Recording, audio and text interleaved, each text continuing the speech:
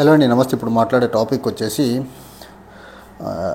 Indian armoured forces, army, navy as well as air forces యొక్క moment చూస్తుంటే ఖచ్చితంగా కేంద్ర ప్రభుత్వం మాత్రం పాకిస్తాన్ మీద ఒక నిఘా వేసి ఖచ్చితంగా పహల్గామ్లో జరిగినటువంటి టెర్రర్ అటాక్ ఏదైతే ఉందో దానికి ఒక రిటాలియేటరీ ఫైట్ గట్టిగా ఇవ్వాలనేసి మాత్రం రెడీ అవుతున్నట్టయితే చాలా ప్రస్ఫుటంగా కనిపిస్తూ ఉంది. ఇక్కడ మనం చూసుకున్నట్లయితే నేవీ, ఇండియన్ నేవీని అరేబియన్ సముద్రంలో చాలా పెద్ద మొత్తంలో బీఫప్ చేసి పెద్ద మొత్తంలో ప్రిపేర్డ్గా రెడీ టు ఫైట్ అన్నట్టుగా అరేబియన్ సీలో నేవీని డిప్లాయ్ చేస్తున్నారు.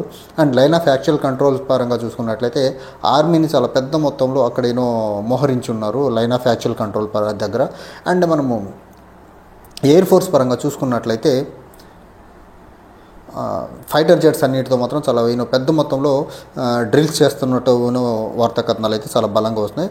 అండ్ ల్యాండ్ బోర్డర్ పరంగా చూసుకున్నట్లయితే బీఎస్ఎఫ్తో ఆర్మీతో పాటు బీఎస్ఎఫ్ని కూడా చాలా పెద్ద మొత్తంలో ఇండియా పాకిస్తాన్ బోర్డర్ దగ్గర పెట్టేసి చాలా పెద్ద మొత్తంలో ఒక ఇంటెన్స్ ఎఫర్ట్స్ పెడుతున్నట్టయితే కనిపిస్తుంది. ఈ డెవలప్మెంట్ని బేస్ చేసుకుని నిన్న defence minister Rajnath Singh preparedness ఎలా ఉంది ఏంటిది అనేసి మాత్రం ప్రైమ్ మినిస్టర్తో కలిసి ఈ అంశాల మీద ఆర్మీని ఎలా డిప్లాయ్ చేస్తున్నారు, ల్యాండ్ బోర్డర్ దగ్గర ఆర్మీని యాజ్ వెల్ యాజ్ బీఎస్ఎఫ్ని ఎలా డిప్లాయ్ చేస్తున్నారు, ఎయిర్ ఫోర్స్ ఎలాంటి ప్రిపేర్డ్నెస్లో ఉంది, at the same time navy ఎలాంటి ప్రిపేర్డ్నెస్లో ఉందనేసి మాత్రం చాలా డీటెయిల్గా ప్రైమ్ మినిస్టర్కి డిఫెన్స్ మినిస్టర్ కలిసి వివరించడం అయితే జరుగుతుంది. అయితే ఈ క్రమంలో ఈ జరుగుతున్న డెవలప్మెంట్స్ అన్నింటినీ బేస్ చేసుకుని పాకిస్తాన్ మాత్రం థర్డ్ కంట్రీ యొక్క ఎంక్వైరీని ఈ పహల్గామ్ టెర్రర్ అటాక్ వెనకాల నిజంగా ఎవరున్నారు అనే అంశం మీద థర్డ్ కంట్రీ ఎంక్వైరీ చేస్తే బాగుంటుంది. ఆ థర్డ్ కంట్రీస్లో రష్యా కానీ లేకపోతే చైనా కానీ చేస్తే బాగుంటుంది అనేసి పాకిస్తాన్ సైడ్ నుంచి వస్తున్నటువంటి ప్రపోజల్.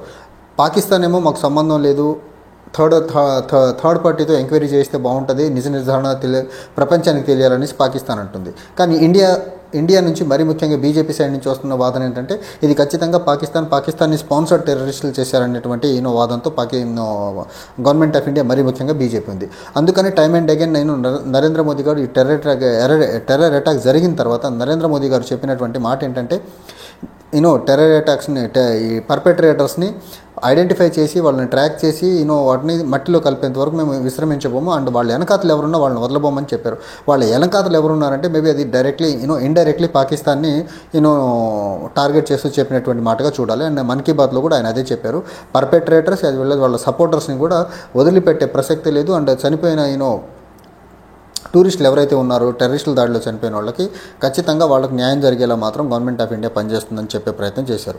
అయితే ఈ క్రమంలో నేవీ మాత్రం కాంబాటింగ్ మిసైల్స్లో చాలా పెద్ద మొత్తంలో అరేబియన్ సీలో పెట్టేసి చాలా ఆల్మోస్ట్ రెడీ టు స్ట్రైక్ అన్నట్టు నేవీ ఉంది. నేవీ మరీ ముఖ్యంగా అరేబియన్ సీలో ఫ్రంట్ లైన్ డెస్ట్రాయర్స్ని ఫ్రిగేట్స్ని యాజ్ వెల్ యాజ్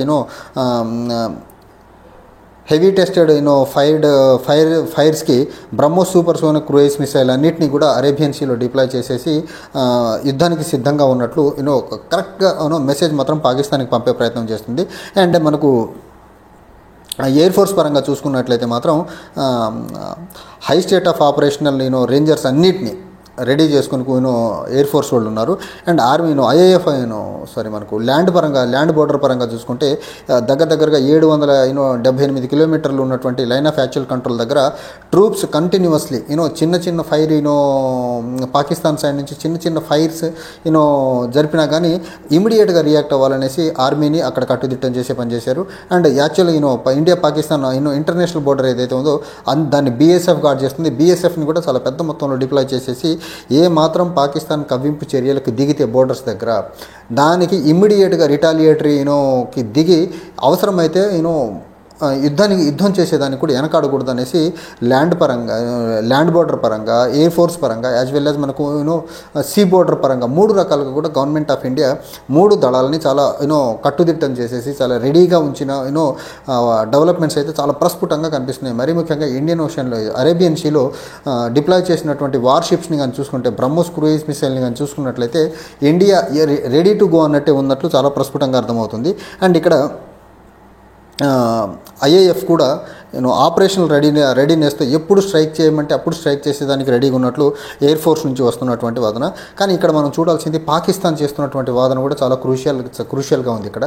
ఎందుకంటే వార్ అంటే ఇండియా పాకిస్తాన్ చేసుకునేట్లు కాదు, దీని మీద ఇంటర్నేషనల్ ఇంపాక్ట్ కూడా ఉంటుంది. కాబట్టి పాకిస్తాన్ డిమాండ్ చేస్తున్నటువంటి థర్డ్ కంట్రీ ఎంక్వైరీ ఏదైతే ఉందో, ది పహల్గామ్ టెర్రర్ అటాక్ వెనకాల రియల్ యాక్టర్స్ ఎవరు అనే దాని మీద థర్డ్ పార్టీ ఎంక్వైరీని పాకిస్తాన్ అడుగుతుంది. కాబట్టి ఇది కొంచెం ట్విస్టింగ్గా ఉంది. ఇది దేశంలో కూడా వివిధ రకాలుగా దీని వెనకాతల బీజేపీ వాళ్ళే ఉన్నారు, బీజేపీ వాళ్ళే చేయించారని ఒక చర్చ జరుగుతుంది. కాబట్టి దాన్ని బేస్ చేసుకొని పాకిస్తాన్ ఈ పర్టికులర్లీ థర్డ్ కంట్రీ యొక్క ఇంపార్షియల్ ప్రోబ్ జరగాలనేసి కోరుకుంటుంది. సో దీన్ని బేస్ చేసుకుని పాకిస్తాన్ అలా అడిగిందేమో అనేసి నాకు అనిపిస్తూ ఉంది. అండ్ దీనికి సంబంధించి టైమ్స్ ఆఫ్ ఇండియాలో ఒక క్వశ్చన్ ఒక పోల్ పెట్టారనమాట. ఇండియా పాకిస్తాన్ మీదకి యుద్ధానికి వెళ్ళాలా వద్దా అంటే 90% ఆఫ్ ద ఈ పోల్లో పార్టిసిపేట్ చేసిన వాళ్ళు 90% మంది ఇండియా ఖచ్చితంగా పాకిస్తాన్ మీద యుద్ధం చేయాలని 90% కోరుకుంటే, జస్ట్ 10% ఆఫ్ ద ఈ పోల్లో పార్టిసిపేట్ చేసిన వాళ్ళు మాత్రమే యుద్ధం వద్దు, మంచిది కాదు ఈ పర్టికులర్ టైంలో అనేసి ఓట్లో పార్టిసిపేట్ చేసిన వాళ్ళు వాళ్ళ అభిప్రాయం తెలియజేయడం అయితే జరిగింది. సరే, ఓట్లో పార్టిసిపేట్ చేసిన వాళ్ళు ఎలా ఉన్నా, వాళ్ళ అభిప్రాయాలు ఎలా ఉన్నా, మరీ ముఖ్యంగా ఉత్తర భారతదేశంలో మాత్రం బీజేపీ సింపథైజర్స్ చాలా పెద్ద మొత్తంలో బీజేపీ మీద, మరీ ముఖ్యంగా నరేంద్ర మోదీ మీద చాలా పెద్ద మొత్తంలో ఒత్తిడి తీసుకొచ్చి పహల్గామ్లో జరిగిన దాడికి రిటాలియేటరీ మెజర్స్ తీసుకొని పాకిస్తాన్కి బుద్ధి చెప్పాలి అనే ఒక ఒత్తిడి మాత్రం చాలా పెద్ద మొత్తంలో వస్తుంది. అండ్ దీనికి బీజేపీ కూడా ఓట్ బ్యాంక్ పాలిటిక్స్, మతపరమైన అంశాలు వచ్చేసరికి చాలా ఉధృతంగా ఓట్ బ్యాంక్ పాలిటిక్స్ చేస్తుంది. 2019లో మనం చూసాము పుల్వామా దాడి జరిగిన తర్వాత ఊరి అనే సర్జికల్ స్ట్రైక్ చేసి 2019 పార్లమెంట్ ఎన్నికల్లో ఎలా గెలిచారు.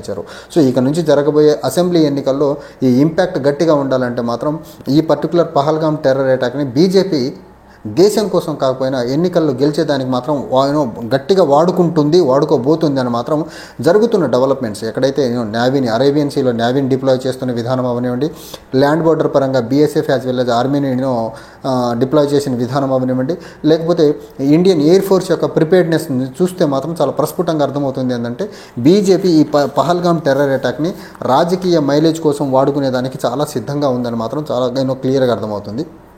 అండ్ ఇండియా ఎక్కడ కూడా థర్డ్ పార్టీ యొక్క ఇంటర్వెన్షన్ని కానీ, థర్డ్ పార్టీ యొక్క సపోర్ట్ని కానీ, థర్డ్ పార్టీ ప్రోబ్ని కానీ అడగకుండా డైరెక్ట్గా ఈ టెర్రర్ అటాక్ జరిగింది, పాకిస్తాన్ టెర్రరిస్టులే చేశారు, దీని వెనకాతల పాకిస్తాన్ స్పాన్సర్డ్ ఐఎస్ఐఏ పాకిస్తాన్కి సంబంధించినటువంటి ఐఎస్ఐ సపోర్ట్తో ఈ టెర్రర్ అటాక్ జరిగిందనేసి మాత్రం చాలా ప్రస్ఫుటంగా ఎక్స్టర్నల్ అఫైర్ మినిస్టర్ వివిధ దేశాలకు సంబంధించినటువంటి డిప్లొమాట్స్ వచ్చి కలిసి మాట్లాడిన టైంలో గవర్నమెంట్ ఆఫ్ ఇండియా నుంచి, మరీ ముఖ్యంగా ఎక్స్టర్నల్ అఫైర్స్ మినిస్టర్ నుంచి వెళ్ళినటువంటి వాదన. And prime minister Narendra Modi ఎన్నికల ర్యాలీలో మన్ కీ బాత్లో మాట్లాడిన మాటల్ని బట్టి కూడా క్లియర్గా వస్తుంది. క్లియర్గా ఇచ్చిన మెసేజ్ ఏంటంటే పాకిస్తానీ బేస్డ్ టెర్రర్ గ్రూప్సే అటాక్ చేశారు. అట్ ద సేమ్ టైం దానికి పాకిస్తాన్ గవర్నమెంట్ నుంచి వాళ్ళకి సపోర్ట్ ఉండబట్టే వాళ్ళు ఈ రకంగా ఈ దుర్ఘాతానికి పాల్పడ్డారనేసి నరేంద్ర మోదీ అండ్ బీజేపీ చాలా ప్రస్ఫుటంగా నమ్ముతుంది.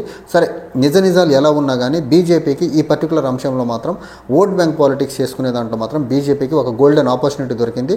ఆ ఆపర్చునిటీని బీజేపీ మిస్ చేసుకుంటుందో లేకపోతే మిస్యూజ్ చేస్తుందనే డౌట్ మాత్రం ఎవరు పెట్టుకోని అవసరం లేదు. బీజేపీ ఖచ్చితంగా పాకిస్తాన్ మీదకి అవసరం ఉన్నా లేకున్నా యుద్ధానికి వెళ్ళి హిందువుల్లో ఒక రకమైన ఎమోషన్ని ఫ్లేరప్ చేసి తద్వారా రాబోయే అసెంబ్లీ ఎన్నికల్లో పొలిటికల్ మైలేజ్ పొందేదానికి మాత్రం ఈ పర్టికులర్ అంశాన్ని చాలా అద్భుతంగా, చాలా పర్ఫెక్ట్గా వాడుకుంటుందనే దాంట్లో మాత్రం నాకు ఎలాంటి డౌట్స్ లేవు. Thank you.